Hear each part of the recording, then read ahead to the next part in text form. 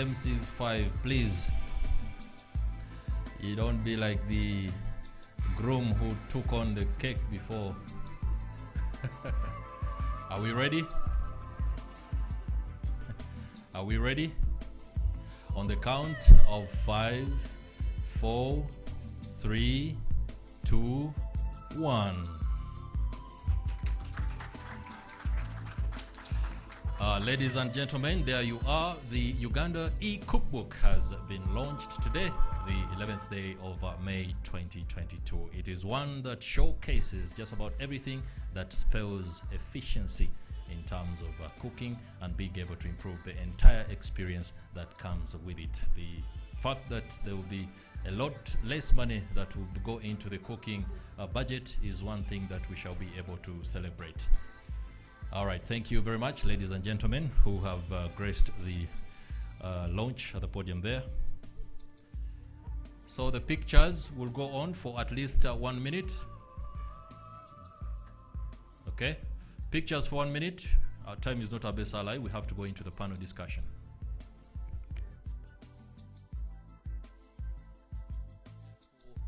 For purposes of communication, Twitter handles for Modern Energy Cooking Services will be required here so I can communicate.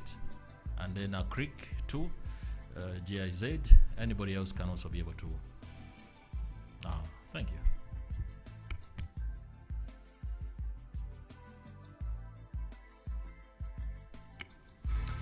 All right, thank you very much, ladies and gentlemen. Our special thanks goes to the Ministry of Energy and of course Dr. Gerard Banaga for gracing this particular occasion and helping us launch this very fundamental book that will be able to transform how cooking is done across the country in many of our households. And as I said earlier, time is not our best ally. I would like to invite the panelists who will be discussing the issues that we need to delve a little bit deeper into. We shall have a panel of 1, 2, 3, 4, 5, 6 people, as I'll read out the name. Justin Akumu, a Senior Energy Officer at the Ministry of Energy. Please do make your way to the podium. Justin Akumu, a Senior Energy Officer at the Ministry of Energy. Please do make your way to the podium and take your seat. Patrick Tutembe, Acting Manager Pricing, Electricity Regulatory Authority. Please do make your way to the podium. Blessing Nshaho, the Chief Corporate and Regulatory Officer at Umeme. Please do make your way. We have Paya Hoffenwieser. I hope I've gotten that right. If I haven't, my sincere apologies. I will be coming to you so that I can get things straight and right. Dr. Anna Clement, Research Associate for Modern Energy Cooking Services. Please do make your way to the podium. And of course, last but not least, Edwin Kwesiga from Energy Grow. I understand is the Managing Director. Many thanks for gracing this particular launch of the e-book.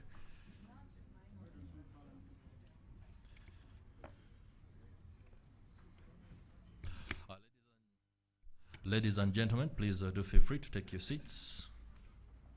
For purposes of clarity, I'll again, with just a simple raise of a hand, Justin Akumu, Patrick Tutembe, Blessing Nshaho, I hope that is right. Ms. Paya? Pia. Thank you very much. Dr. Anna Clement, all right, and Edwin Kwesiga.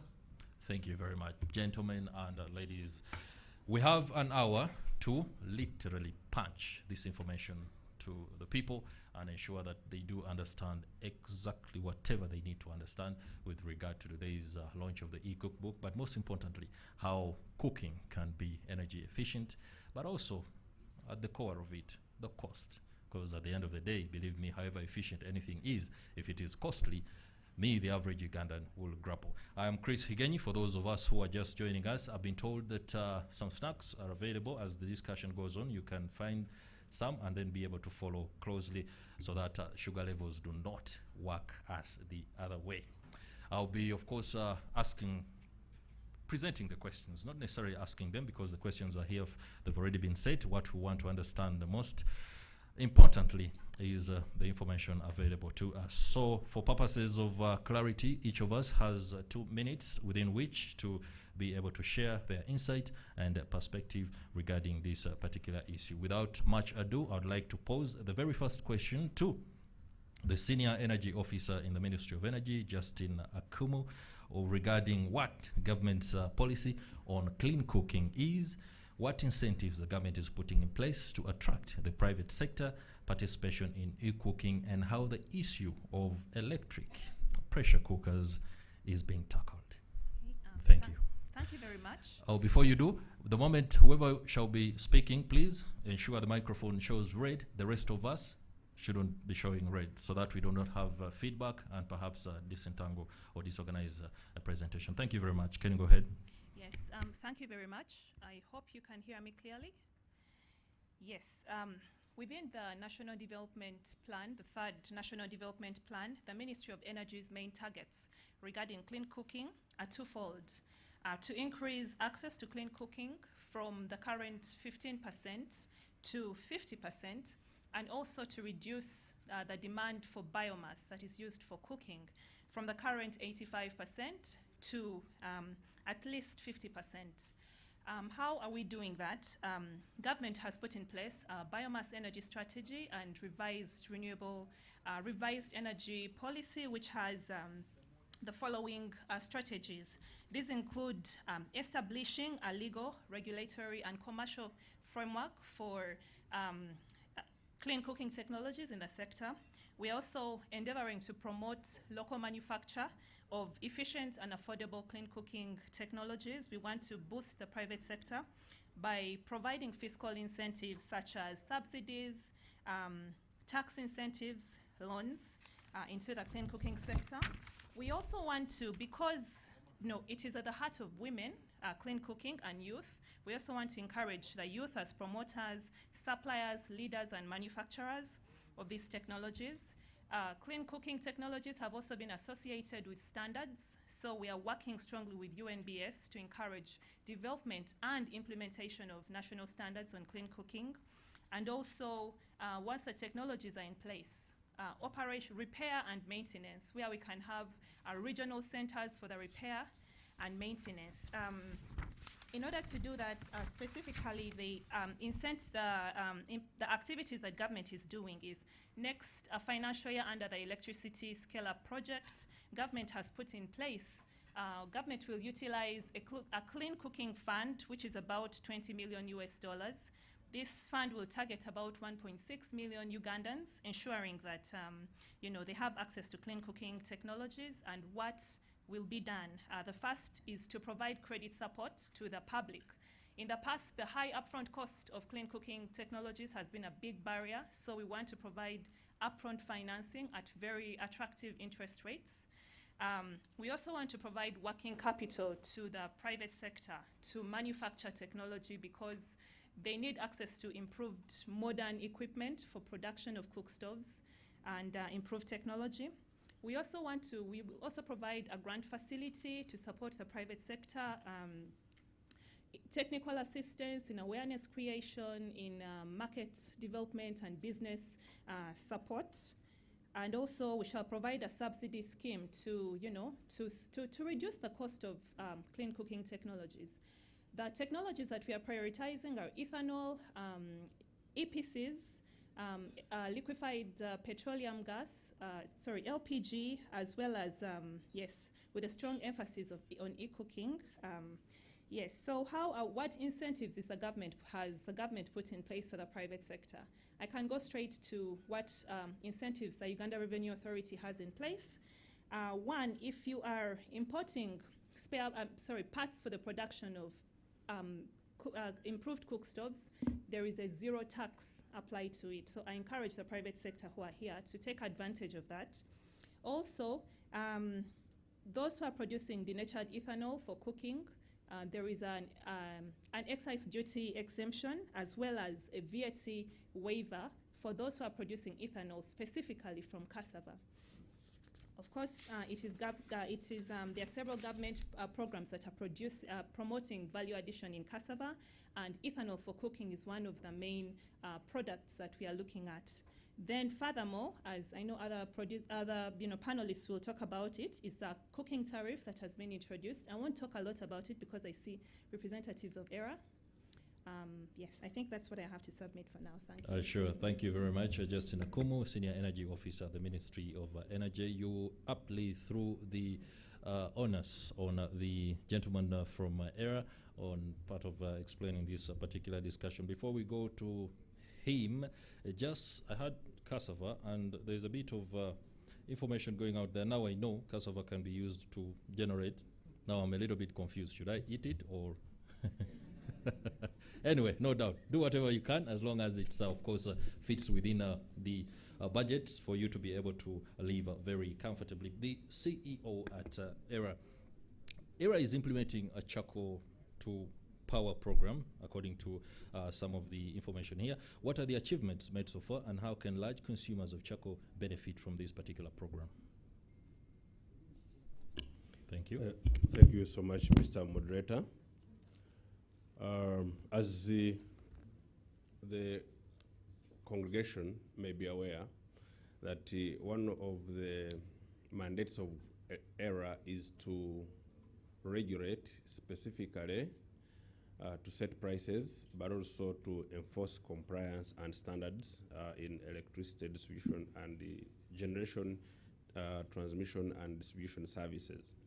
Now, one of the issues that ERA has always grappled with in promoting electric cooking was the myth of pricing. That people have always said that the reason why they are not able to cook using electricity is because it is very expensive, actually unaffordable to cook using electricity. And from way back in 2019, ERA tasked the distribution company to make an assessment, to go to institutions, that do a lot of biomass cooking and establish what endears them to cook using charcoal and cook using electricity. And in that finding, the utility was also asked to make a cost-benefit assessment and establish what level of pricing would incentivize these institutions to cook using electricity. That was done. That led us to starting the first initiative of charcoal to power at Mwanamujimu in Mulago.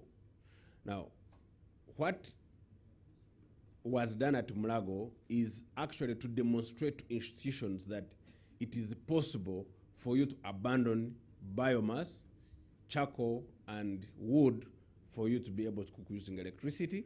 And that project has successfully been implemented. Right now, we have embarked on a second pilot with the Uganda Prison Services, and we have a pilot also starting with the Ruzira Maximum Prison. Now, the major reason of doing this initiative is that we are trying to demystify electric cooking at institutional level. What has become famously known as the cooking tariff is an initiative that was started at the beginning of this year, specifically targeting domestic customers. So ERA approved a tariff of 412 shillings per unit for 70 units to every domestic customer. But we also realized that the 412 shillings may not be a sustainable tariff if it was to be for every unit of electricity that a customer consumes. Also keeping into consideration that human beings are rational, and you can introduce a tariff for domestic customers, but people can even shift their factories and businesses to home. So given that the sector has an intelligent billing system, it was done in such a way that, one, we know that people have always been using electricity, so they can continue using electricity. So for 0 to 80 units, we remain on the normal tariff scheme. But for units from 70 up to 150, then we afforded customers every month 70 units to use for cooking. Of course, to avoid moral hazard, we had to cap it at 150 shilling, at 150 units. And we know that when a person is using a technology like electric pressure cooker, those units will actually be enough for a month of cooking. So that is, of course, that goes with a lot of consumer education.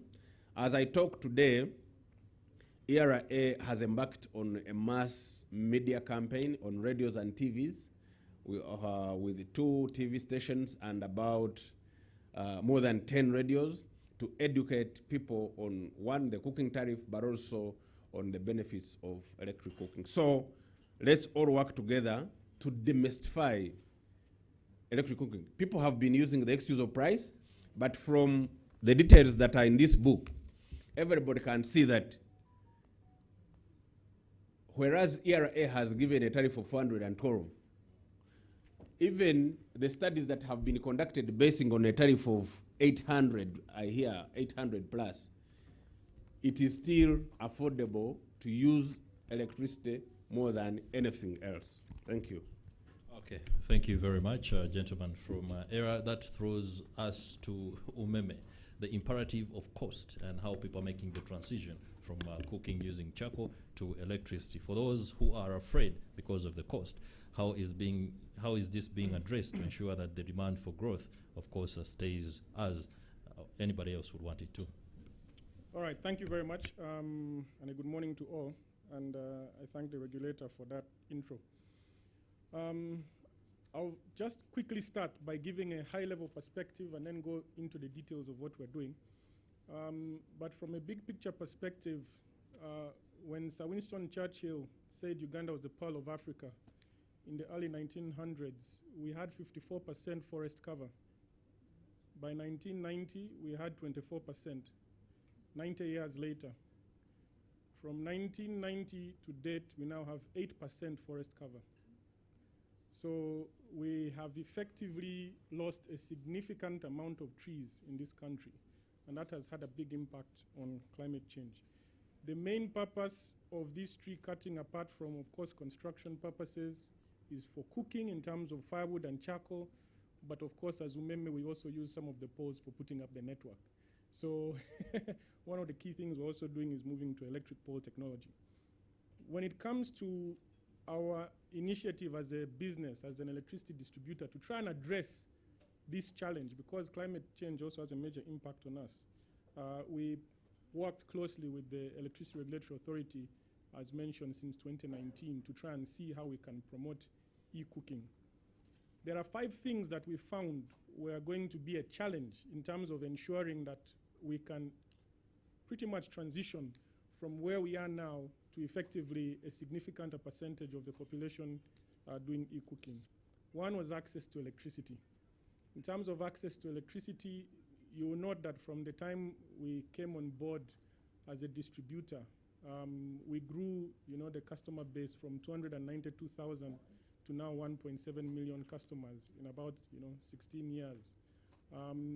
We are working closely with the Ministry of Energy on the Electricity Connection Policy Program rollout.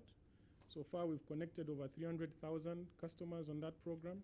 But the idea is to make sure that we can connect, anywhere between 300,000 and 1 million customers per year to try and meet the NDP 3 targets and also SDG 7 in terms of 100% access by 2030. As mentioned earlier by Enagro, if we don't ensure that we have that access to an electricity issue addressed, then people will not be able to use this beautiful EPC technology. The second issue has to do with the availability of power, the reliability of power, the quality of that power, and ensuring that that enables the customer or the person at home to feel confident that they can actually use electricity. Now, in terms of access, I mean, the availability, we were told obviously that we have surplus power. In terms of the over 1,200 megawatts, generation capacity right now, effective generation is actually around 900. So when we talk about peak demand at about 750 to 800, we only really have about 100 megawatts of spinning reserves. And therefore, as a company, we're looking closely to Karuma coming on board with another 600 megawatts to ensure we have sufficient power for everybody effectively. And to ensure that we can be able to deliver that power, to deliver quality and reliable power, we have invested, significantly in substation upgrades. So upgrading the substations in terms of their capacity, building new substations. So over the last, kind of 2-3 year period, we've invested in about 8 substations. So places like Mbale, Gulu, Nakawa, Chiriri, Kakiri, Entebbe, where we have the new Nakasamba substation, and so on. We've been doing a lot of those substation upgrades to make sure that we have the capacity to deliver for the growth that we're seeing. Because when you talk about growth, for instance, ever since the electricity, the cooking tariff came out, we have seen a significant growth in terms of consumption. There's been a 13% year-on-year growth from Q1 2021 to Q2 2022, compared to a negative 5% growth from Q1 2020 to Q1 2021 in terms of domestic consumption of power. So that is a significant change, which shows that people have now started utilizing this power. The interesting thing in those statistics is you find that 12.5% of our domestic customers actually consume, were the ones involved in consuming 50% of the cooking tariff benefit. So there is still an 87.5% of customers who need to now come on board onto that tariff. And I think it goes to certain other things that I'm also going to talk about. But also in the last 2 years, to ensure that reliability and quality, we've also invested in about 200 transformer injections, new transformers, to make sure that customers have that reliable power to be able to cook.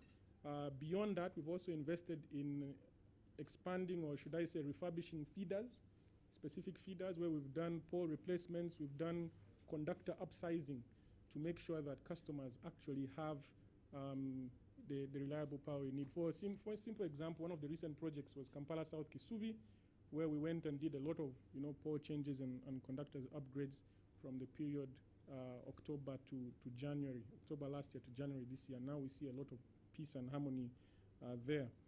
Now, when it comes to affordable tariff, the regulator has spoken about the research that we did and the findings that we gave them, which resulted in the 412 shilling per kilowatt hour cooking tariff that came out, and we thank the regulator for that. We also know that, of course, we did the works relating to the study on cooking in institutions and the Mwana Mujimu kitchen that was done, where we were involved in upgrading the network, putting a transformer specifically for the kitchen there with a meter, and now they have a tariff of 451 shillings per kilowatt hour, and they are happily consuming electricity. We've done research across schools, hospitals, prisons, and what we've found on average, they probably consume, in terms of firewood and charcoal, about 3 million shillings on average per month in terms of the cost. Whereas when you look at the cost it would take to kind of retrofit them to use electricity, it's about 9.8 million. So within 3 months, you will probably have had your payback, and then you're able to now be on clean energy. So as the regulator has indicated, we are now expanding those pilots to see how we can move forward. Beyond the affordable tariff, I think there are 2 other critical things that are extremely important for us to have, use of clean energy. One is the cooking technology. So the EPC is extremely important, but also, looking at other things like ovens, microwaves, the traditional pressure cookers, and so on. I think there are 3 key things around that, which is the availability, the price, and also marketing. We don't see that coming through very strongly. And as Umeme, we look forward to the partners who are here today to do that. But also one of the most important things that many people tend to forget is the kitchen designs. So if you go to places like Europe, America, where they have developed estates, they have built-in kitchens with all these e-cooking facilities already there. If you go to the traditional, house in an estate here in Kampala, you'll find they probably have 1 or 2 sockets in the kitchen. So the question is, where are you going to put that EPC? If you go to England, you're going to find probably 16 sockets in the kitchen. Here you have only 1 or 2. So one of the key things that we also have to do is work with the real estate developers to make sure that the kitchen designs for houses being built are standardized so that they can provide for e-cooking facilities. But also in terms of policy, Ministry of Energy, I think one of the key things we also have to look at is the banning of the use of charcoal and firewood in cities, especially urban areas, because you see a lot of trucks coming in with charcoal, and everybody is allowed to do that. So that's something that we need to look at and address. I know I've taken up quite a bit of time, so I think I'll stop there. Okay, thank you very much. You spoke about the fact that availability, price, and marketing are issues that have to be taken on by other sector players, which very smoothly takes us into our next question, where NDEV is doing a lot of interventions to ensure that the supply chain is well managed or developed, to ensure that many Ugandans who want to come on board can benefit from much of these products that are being offered. What kind of model, Ms. Pierre, is NDEV undertaking? Yeah, thank you very much, and thank you for the other panelists for their contributions as well. I hope I'm audible well, yeah. Let me introduce myself quickly. My name is Pia Hopfenwiese, and I'm the project manager for Energizing Development NDEV in Uganda. NDEV has a lot of experience working in over 20 countries as one of the largest technical assistance facility for energy access. And we work very much with a market-based approach to energy access in the countries that we work in. In Uganda, we have a long-standing partnership with the Ministry of Energy and Mineral Development, and jointly support market-based access to solar energy products, cooking energy products, as well as energy access for refugees and host communities. NDEV is funded by 4 European donors, Germany, the Netherlands, Norway, and Switzerland. And we're very happy to also be a part of the launch here today.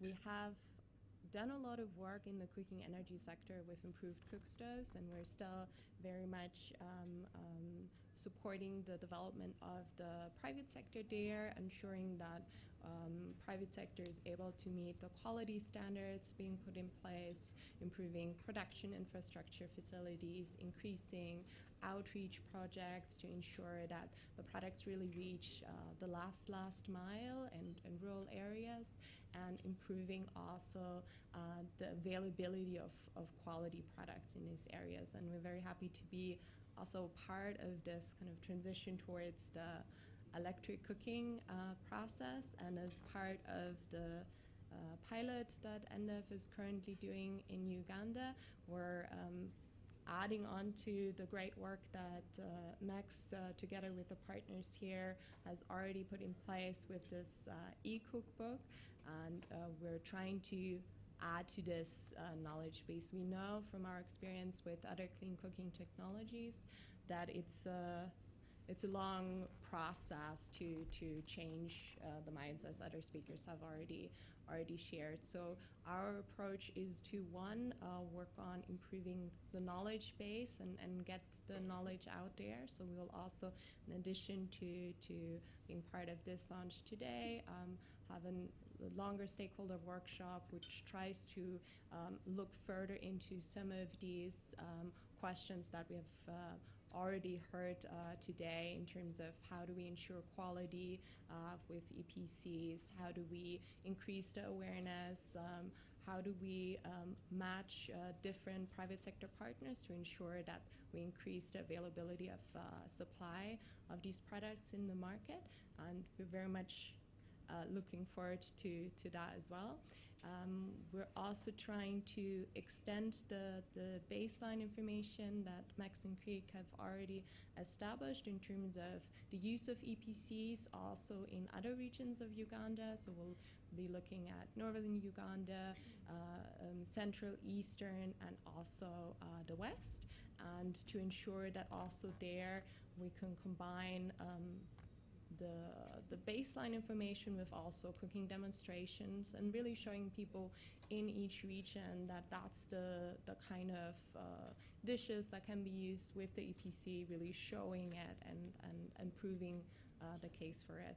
But, and coming back now also to the question a bit, the other part, and a part that for NF is very important, is to support the growth of the supplier network. We know that it's one thing for all of us to find maybe an EPC in a shop somewhere in Kampala, but it's another thing to really ensure that more customers really have access to the technology where they are, and that will take all of the different actors coming together and supporting. We're very happy to, of course, also see EPCs or electric cooking as part of the EASP program, and the support that will be provided to different actors there. And we're trying to add our experience with how to incentivize distributors and suppliers to build up networks, to train their staff and bring more of these products into the market.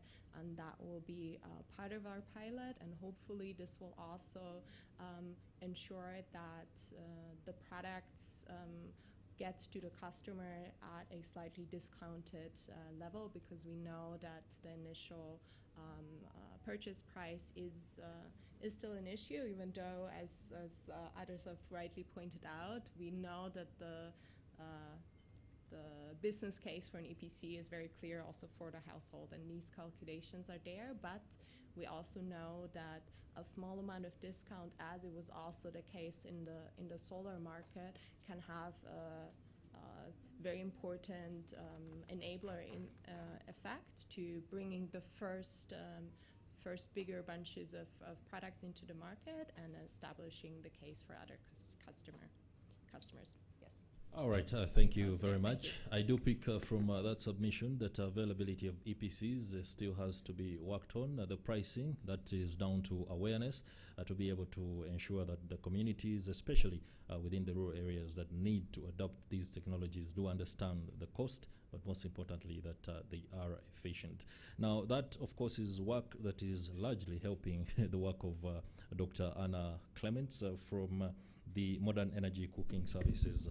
Tell us about the regional experience in promoting EPCs and what key lessons you are having with your team in promoting this. Thank you very much. So I'm Anna Clements from MAX, Modern Energy Cooking Services. Thank you for having me here. So in terms of the East African region, what we find is that EPCs are very popular once people are introduced to them. We were really keen to find out if electric appliances could cook foods to the correct taste. It's all about the flavor. And what we found is that EPCs can do that, and they do that very efficiently. So, excuse me, in Tanzania, in Kenya, in Uganda, and the rest of the region, we find that EPCs can cook the majority of the menu, and that customers are very happy with them. They enjoy using them. The feedback that we receive from the cooks is that they save time and effort. People can do other activities while they are cooking. They feed back that they are clean, there's no charcoal soot. And of course, they are amazingly affordable to cook with, being cheaper to cook with than LPG and charcoal. And I don't need to tell you that any chance to save money is obviously very popular. So they are becoming they're becoming increasingly popular in Kenya and Tanzania. The Kenyan government and KPLC, the electricity provider, working together, they are committed to promoting electric cooking with energy-efficient appliances. And in Kenya, you can buy an EPC on credit. And that brings me to the really important issue that we've already talked about of affordability. Although people really enjoy cooking with the EPC, there is that barrier of the upfront cost. But what we see in Kenya is if you offer an EPC on credit and people can pay over monthly installments, this helps people to get the appliance and actually start saving money in their monthly fuel bills immediately. And of course, there are other innovations in the space. So a company in Kenya, but also one here in Kampala that we've mentioned before, Power Up, who are innovating on pay-as-you-go EPCs. So that will also be really important for the affordability issue. And we've heard about how Umeme is working very closely with MEMD and ERA, committed to promoting electric cooking. And it's the same in Kenya. So in Kenya, KPLC also has a surplus of electricity, and they are working to promote electric cooking to their customers through these energy-efficient appliances. In Tanzania, we see a lot of work going on in the after-sales services space. A company called Sescom, supported by an NGO called Tartedo, have set up service support centers across Tanzania. They're bringing in spare parts for EPCs, and they've trained technicians. And this means that there is that support when an EPC needs to be fixed. So yeah, really we see in the East African region that there is a huge amount of activity in terms of integrating electric cooking as a clean cooking solution. So if I may, I might talk about lessons. I think the key lesson in terms of achieving scale-up of electric cooking is that we need to bear in mind the whole market system and the various changes that are needed along it. So the way that we think about this at MEX is that we have three core areas: the enabling policy environment, the supply chain, and consumers. And within those areas, there are various factors which, if they are in place, will enable scale-up. And some of these factors, Uganda is actually very progressed, thanks a lot to the efforts of people on this panel, but also others in the audience that I see here. For example, consumers. Awareness that electric cooking is possible is rising. Now we have an e-cookbook, which helps new cooks engage with electric cooking, and also teaches them that electric cooking is cheaper than other fuels. For example, it is half the cost to cook with an EPC compared to charcoal for some dishes. And it can be up to 10 times cheaper to cook with an EPC compared to LPG for some dishes. That's a huge significant saving that we're now able to really clearly communicate. In the enabling policy environment, Uganda is also a strong, moving ahead strongly here due to the strong leadership in government. We have the increased electricity access, the e-cooking tariff, and the other initiatives about the supply chain mentioned here. There are other factors that we can focus on. We will work with government on ensuring quality appliances are coming into the country. There is currently the import tax, the VAT, which contributes to the high upfront costs of the appliances. Like solar, if they were exempt, this would really help the accessibility of the appliance. And we can also consider how this transition can create jobs. By enabling the assembly, the manufacturing of EPCs here in Uganda, we will create jobs that benefit people here. And actually, Kenya and Rwanda already have players exploring this. So finally, the third area, the supply chain. This is somewhat underdeveloped at the moment, as we've been discussing. But it won't be that way for long, given the various initiatives that we've heard talked about by the panelists. Of course, it is key to address affordability. For that, as I've mentioned already, there's the pay-as-you-go innovations coming up, but we also have the importance of the consumer financing. We have our expert here, Enigro, who will be speaking in a moment. But we also need to think about working capital for importers and distributors, which we've heard from MEMD, there are plans there. We need to think about repair and maintenance, learning from our Tanzanian colleagues, setting up support service centers, bringing spare parts, developing the capacity of technicians to fix the appliances. But we could also be thinking about help centers that one could call up if one has questions about how to transition to electric cooking. And we also need to think about marketing. So the key lesson, to sum up, is that we need to keep this big picture in mind to achieve scale of electric cooking. We need to not forget about the issues of tax, standards, consumer financing, the repair and maintenance. And we certainly as MEX are very much looking forward to continuing to work with partners here on that. Thank you. All right, thank you very much, Dr. Anna Clements, there for very insightful perspective. If I can notice Mr. Kwesiga, Edwin, is your heart is warming hearing all these perspectives being a managing director at Enagro private sector. The challenges are there in especially the supply chain, developing the market for some of these products. When you hear these perspectives, what comes to your mind? Are we looking at a bright future? But most importantly, you can also have to share what incentives do you recommend to be able to ensure that EPCs are adopted? Thank you, Mr. Moderator. Just to maybe give you all a brief about Enagro, what we do. Enagro is an asset finance business, but we focus on productive use of energy, providing productive use of productive electrical appliances to business owners and households on an asset finance basis, which basically means that we provide asset financing. We are able to provide affordability, provide an asset to customers at a small deposit, and then they're able to pay on a monthly basis.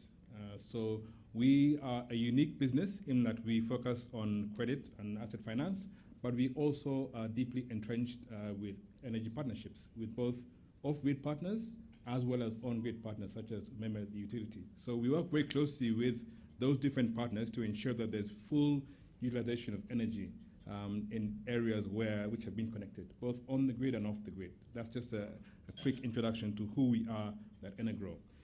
We have had quite a bit of experience in selling EPCs. Last year we were partnering with Band Manufacturing, and there are a lot of insights that we developed from that partnership and from selling EPCs. One key thing is that affordability and pricing is not really the major issue. Through our asset finance model, we're able to provide electric pressure cookers to a number of customers for as low as 30,000 shillings a month, which is very affordable. So from affordability perspective, we don't see that as being a real major hindrance. I think one incentive that's really needed to really scale up EPCs, and we want to scale up EPCs at a very large rate, let's say selling 3,000 EPCs a year. But what is really the key blocker is not really pricing, because there is affordability, but it's awareness. I mean, customers will not see the value in paying for an EPC if they don't see the value in the EPC. If we don't bring the electric pressure cooker in the hands of the customer and we don't talk about it and there's no distribution, then there's no value that the customer sees in it. So it's not a question of affordability, it's a question of having the product in the hands of the customer, having the product at a retail shop, being able to distribute to the last mile.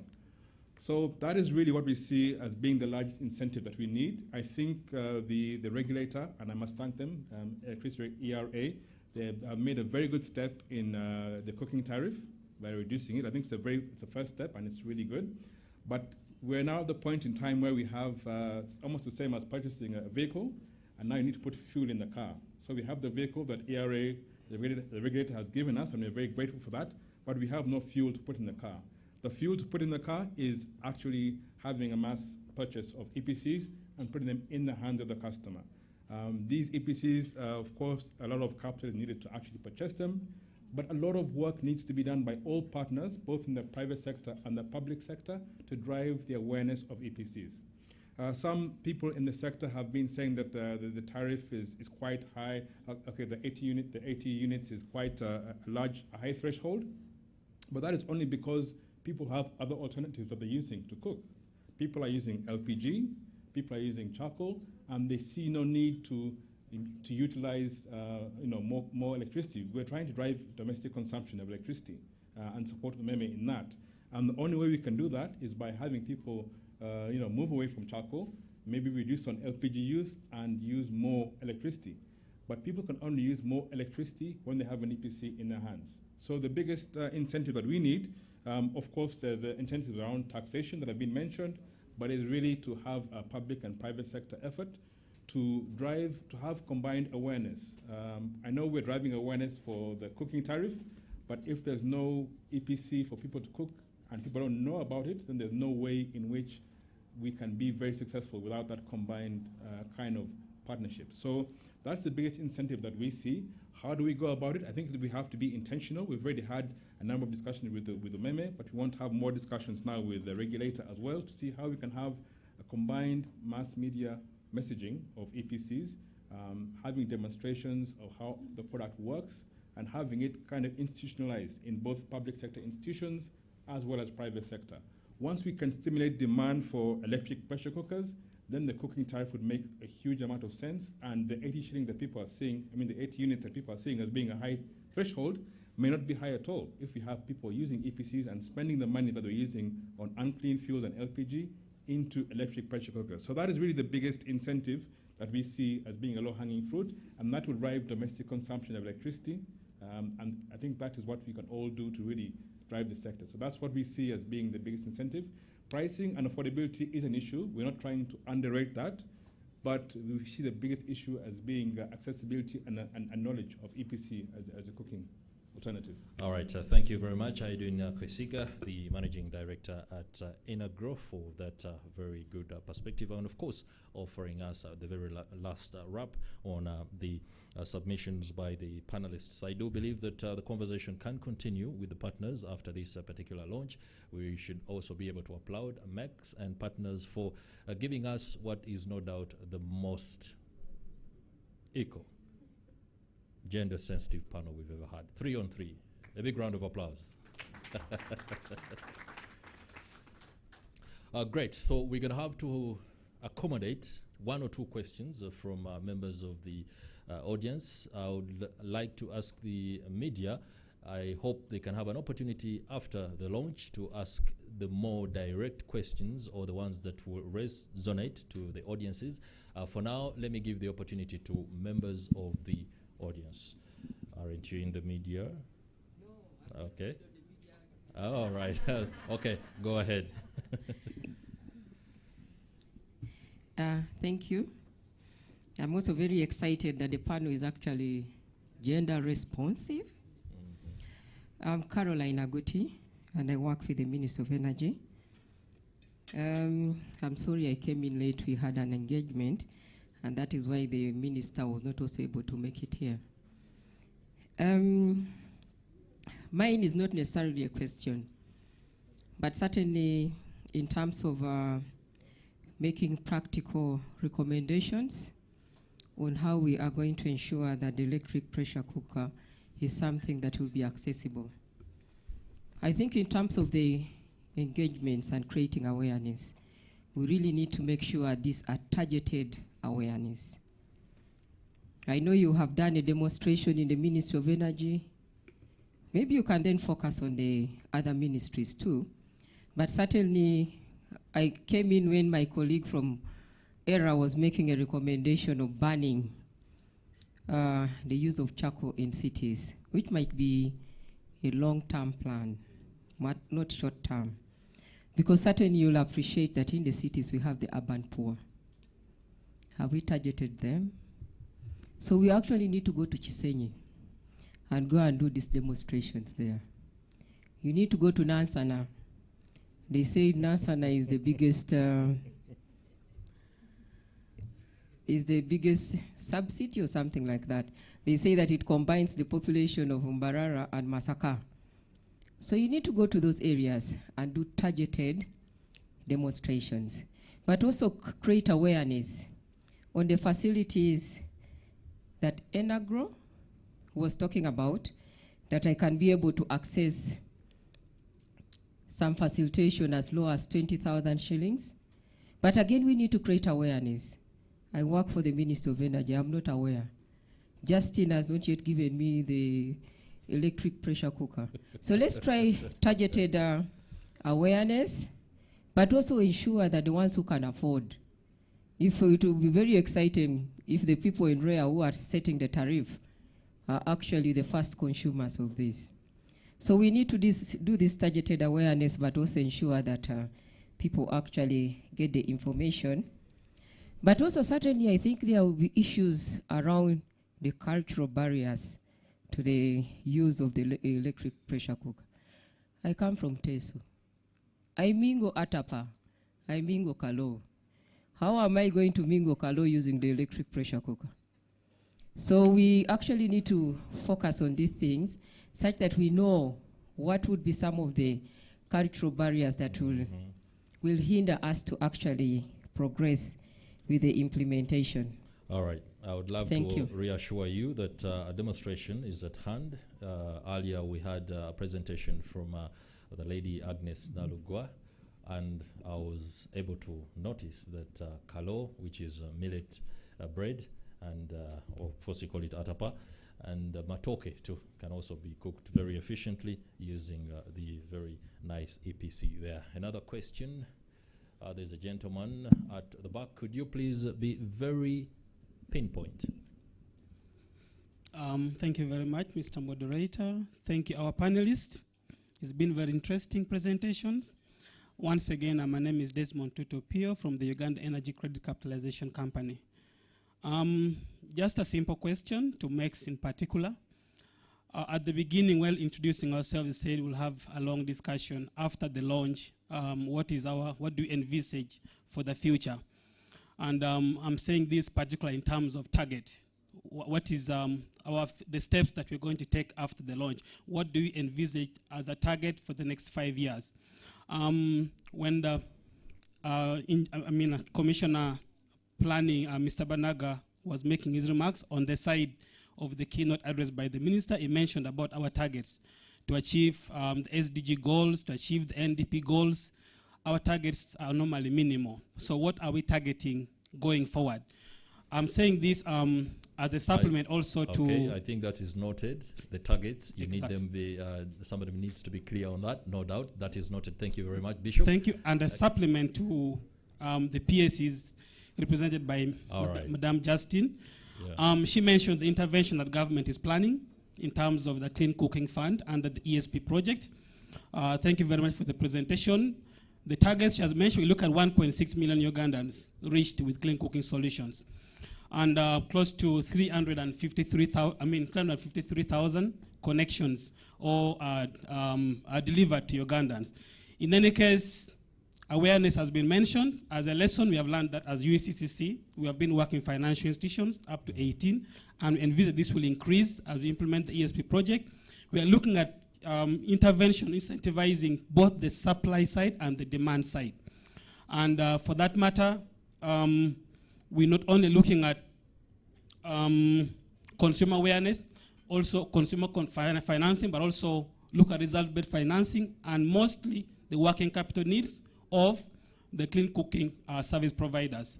We are grateful. We have already knocked at doors and in consultation, including UNAC, listening to the financing needs that come with the different service providers under the clean cooking solution. So we hope this is a step to the 1,000 miles to achieving our targets as government. All right, thank you. Thank you very much. Could you please give the mic to the gentleman? And I would like to make a very passionate appeal. Could you please be very, very specific? Once again, Michael Kiza from UNDP. Just to say quick, to Omeme, two things. One, the stability is really a problem. I think if you are doing, you imagine you are cooking, you're boiling your beans and the power poop, and it takes you 6 days. It actually happens to me last week. It took me 6 days to restore power in my house after so many complaints. I can share with you my call records and WhatsApp record on my phone. So this needs to be worked on. Two, you mentioned about burning of charcoal. I don't advocate for burning as charcoal per se, but we need to let it, because there are things, even in Europe, I was using charcoal for barbecue. So there are things that you still need charcoal. When we are eating meat, we can't eat it without roasting it a bit, and you can't roast on EPC. So we still need charcoal. But as individuals here, can we work? It's not just about policy. It's not just about what. Good. Let's work towards adapting this cleaner technology. Let's climb the energy ladder, not keep saying government has no policy, no subsidy. All right. These are things we can afford. Perfectly understood, no doubt. I will have the very last question, and then the panelists will also very quickly do the response. The lady, quickly. Thank you so much. My name is Sumaya Mohammed from Power for All. This one is for Umeme and the government stakeholders. We're talking about marketing that is needed. In the 1950s, for you who don't know Mary Berry, go and look her up. She was hired by Electricity of Bath, and she became one of the most famous celebrity, chefs, right? So she's very well known in the UK, and for those of you who really love cooking shows such as myself. But the point here is we need to get the media involved. You are going to need to get some celebrities to advocate. People respond to having a champion within the communities. I come from South Africa. Even in 1950, the city of Cape Town together with ESCOM, went through a massive marketing drive, ensuring that people understand and partnering with companies, not just Enagro, but manufacturers, to ensure that people understood how do you access electricity, because EPCs are good and it's great, but there's many other electricity technologies that households can use. So how do we kind of just elaborate on that? And how does the utility envision supporting, those marketing drives?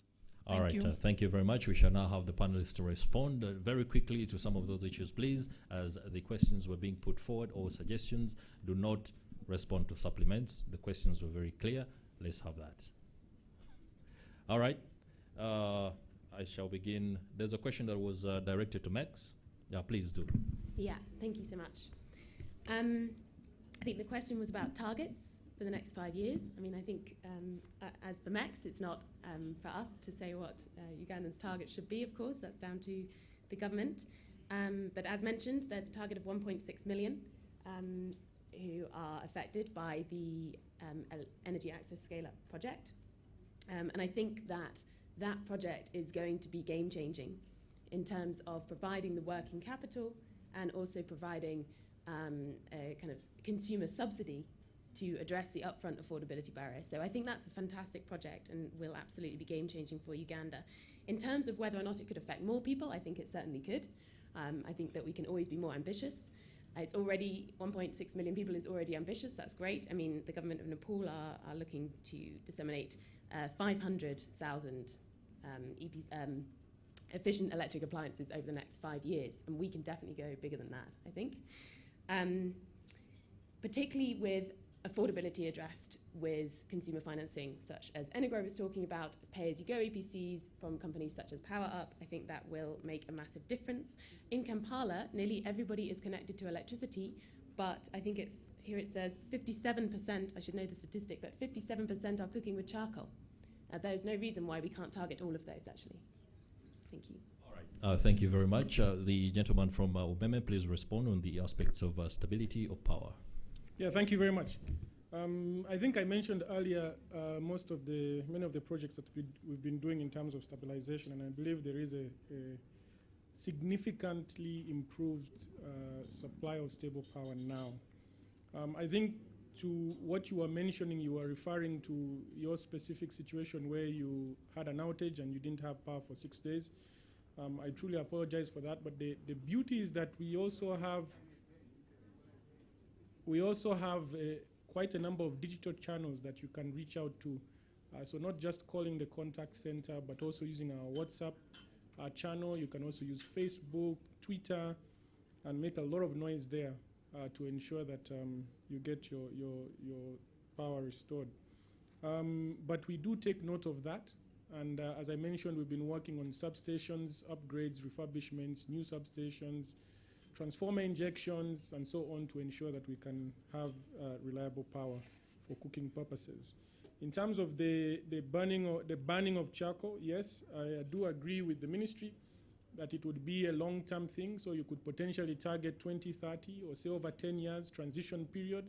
And during that 10-year period, then you work towards every year specific targets around how you can actually upscale on the EPC side. In terms of the question from Sumaya on the utility support to the marketing drive, I think as mentioned by Enagro, we are also working closely with them in terms of their plans financing side, but we're also working closely with the ministry. Now there's going to be a new energy access scale-up project funding that's coming from the World Bank. There we're talking about $400 to $600 million targeting new connections. So we are going to be working very closely with the ministry on that to see how we can scale up connections, but also scale up, marketing of specific products like EPCs. Thank you very much. All right, thank you very much. I think that does it for responses. Most of it was information that was being shared with regard to everything else that we are discussing. For that, I'm going to give less than 45 seconds, and I'm pretty insistent on that. For those that didn't respond to questions, give us your parting shots. We shall begin from my extreme right, the lady in green. Thank you very much. I'll start with a question.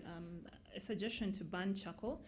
Government's policy is not to ban charcoal, but to reduce its consumption from overall biomass, firewood and charcoal, from 85% to 50%, not to ban it, because it's at this point it's impossible, and in order to reduce the consumption of charcoal and firewood, you have to make alternatives such as EPCs and other clean cooking solutions affordable and accessible to the rest of the country. And the Ministry of Energy has established an enabling policy to provide support to the private sector to invest in clean cooking technologies. Awareness creation will be at the stronghold of the next program on clean cooking. It will be targeted awareness, capacity building to the private sector, and also training to the public on how to identify clean cooking solutions, where to access them from, where to repair them in case of the need to repair them. And government is also investing in the infrastructure behind testing technology, by working hand in hand with laboratories such as CRIC, and establishing regional laboratories across the country, and also to encourage the public, and the private sector to test their products and adopt the national standards that are in place. So, thank you very much. All right, thank you very much, Justin Akumu. Mr. Edwin Kwesiga, your parting shots. Thank you. My parting shot is that the ability for us to drive the demand for domestic electricity consumption and electric pressure cookers is very possible. I think the missing element in the puzzle is for public and private partnerships to really be strengthened. On the one hand, you have Omeme and Enegro, who are focusing on driving EPCs and focusing on awareness, but there needs to be an aligned strategy with the regulator, the ERA, to ensure that when they have their mass media awareness, the EPCs are part of that awareness, because if you're to drive awareness of electricity consumption, there has to be a product or device that will actually stimulate the use of electricity. Without that, it may be difficult to drive the domestic consumption of electricity. So that is what I think is the missing piece in the jigsaw. I think there's an alignment on both sides, but we now need to drive action to actually see this come into play. Mr. Patrick Chutembe. Thank you very much. I think it would be unfair for me to leave this panel without throwing a challenge to all of us. I'm not sure who to challenge, but I will throw the challenge to the Ministry of Energy. We have many parts here that are working very hard, but I think we need a fulcrum. We need, now that we have an e-cookbook, we need an e-cooking strategy. We need to do a mapping of stakeholders. We need to identify who are the suppliers, where are they. We need to see how to take pressure cooking to the suburbs of Kampala. I have been personally, for the last 3 months, I have personally, through my network, sold like 20 pressure cookers. But when you tell someone, you realize how excited they are to actually know that there is something that's very beneficial, but they don't know about. So people are so hungry for information. The information is not reaching. You go to suppliers, there are very few, or there is none. You go to vendors, then you find that when you leave the city center and you go to Entebbe Road, you go to Masaka Road, you do not get a shop that sells. When you go to, I've had an opportunity of presenting about e-cooking to an investment club, and following that, so many people developed interest in actually taking it up. When you go to a number of big shopping centers, you find that at the entrance, people have some demonstration centers. How can we have a demonstration running at Quality Supermarket in Naria, at Quality in Ruboa, and then you have these equipments being sold there? How do we get to mainstream electric pressure cooker as one of the drivers for viability of off-grid electrification? I think the colleague from NGRO put it very clearly that one of the reasons why we are having challenges promoting off-grids is because these investors don't find them viable. So how do we do all this? Who is going to be the fulcrum for bringing all these strategies into place? There is a lot that each of us is doing, but let us carry a challenge, and we coordinate and we map and we streamline and take the message forward. All right, thank you very much. What I do understand and I'm confident about is that this platform has offered all stakeholders an opportunity to come together and craft a strategy that will ensure the success of some of the issues that you espouse. And very lastly, Ms. Hoppenheiser. Yeah, thank you. I can actually keep it relatively short because a lot of the good points were already placed. One thing that I wanted to highlight in the end, because it's something that in our experience working with clean cooking in different countries always comes back to it. Clean cooking is different than some other energy access topics, because we know that behavior change takes longer and takes a lot of kind of continuous efforts. And I think maybe we can, before, of course, the bigger awareness campaigns come along, let's start with people in this room now to say, where do we have an event where we can use the e-cookbook that was developed here? Where can we have one EPC that you're showing to colleagues around to sell a few? Because while it's important to at some point also have the big billboards up, a lot of the first movers will come from people that are connected to people in this room. And definitely I think this is also a part where for NDEF, private sector and private sector associations come in very strongly. So we're very happy that both NREA and UNEC are also here today, because that is where a lot of the initial movement usually comes from. That it's, first of all, we need to make sure that everyone is as part of the movement, that we can communicate on the benefits and really demonstrate. It's like the nice video in the back of us also shows, really showing the product and not just presenting the product, and ideally also, as the colleague has stated, showing the product with different dishes in different regions, with different languages, to really kind of break it down to include everyone. So that's all I can say for the end. All right, so thank you very much, Ms. Pierre Hoppenheiser from the just a bit project manager at NDEV. No doubt. Many thanks to you too, Patrick Tutembe, acting manager pricing at the Electricity Regulatory Authority. Many thanks, Blessing Inshaho, the chief corporate and regulatory officer at ERA, and of course Dr. Anna Clements from the research associate from Modern Energy Cooking Services, and of course not forgetting at the very extreme end, Justin Akumu, a senior energy officer, Ministry of Energy, as well as Mr. Edwin Kwesiga, managing director at ENGRO. Gentlemen and ladies, many thanks for the insights and the perspective. Personally, my eyes are now open to embracing just about everything that needs to be done with EPCs. However, I will agree with the gentleman at the back that we still need to roast that meat with charcoal.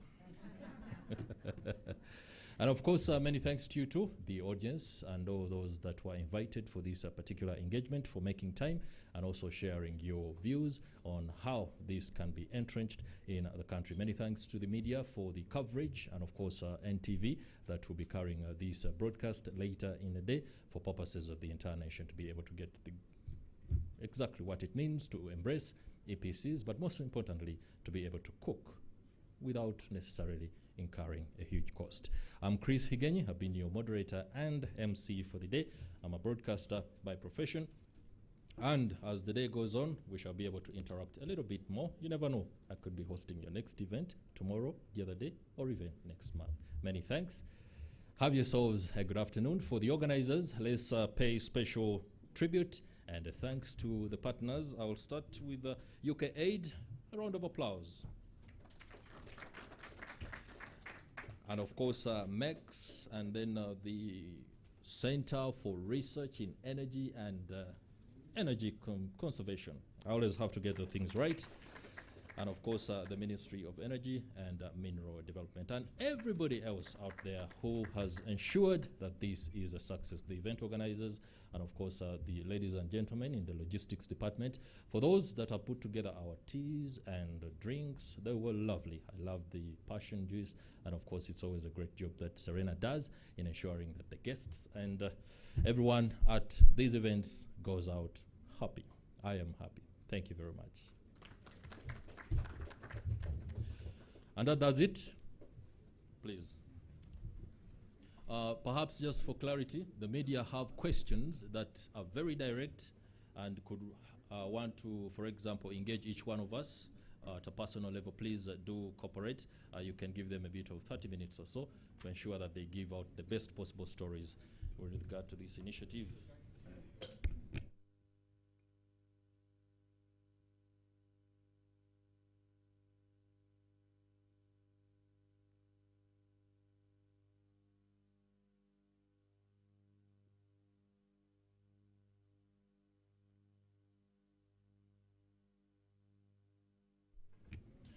I'm also told that each of us can pick a t-shirt on your way out so that we become the champions of awareness in, of course, ensuring that EPC is embraced out there.